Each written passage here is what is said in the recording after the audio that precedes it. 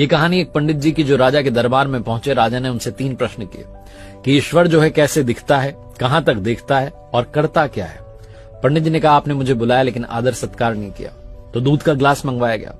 पंडित जी दूध के गिलास में बार बार उंगली डाल करके दूध को बाहर निकाल करके देख रहे थे। राजा ने पूछा कर क्या रहे हो। पंडित जी ने कहा कि मैंने सुना है दूध में मक्खन होता है।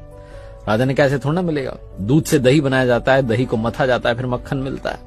पंडित जी ने कहा ईश्वर भी ऐसे थोड़ा ना दिखेगा, आत्मा को पवित्र करना होगा नियम से, ध्यान से, अभ्यास से, तब परमात्मा दिखाई देगा। राजा बड़ा प्रसन्न हुआ जवाब से। उसने कहा दूसरे प्रश्न का जवाब दीजिए। पंडित जी ने कहा कि मोमबत्ती मंगाइए। एक मोमबत्ती मंगाई गई, उसको जलाया गया। पंडित जी ने पूछा बताइए कहां तक रोशनी जा रही है। राजा ने कहा कि हर तरफ जा रही है, चारों तरफ।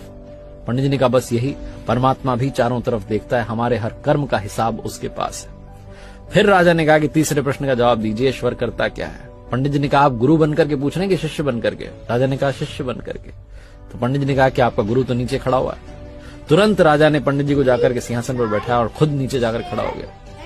पंडित जी ने कहा बतलाने के लिए रह क्या गया है, बस यही तो ईश्वर करता है, पल में राजा को रंग और रंग को राजा बना देता है। बहुत छोटी सी कहानी जिसका सार समझाता है भरोसा बनाए रखिए, प्रभु सब कुछ संभाल लेंगे, वो सब कुछ देख लेंगे, बस आपकी आराधना में, पूजा में, भक्ति में कमी मत होने देना।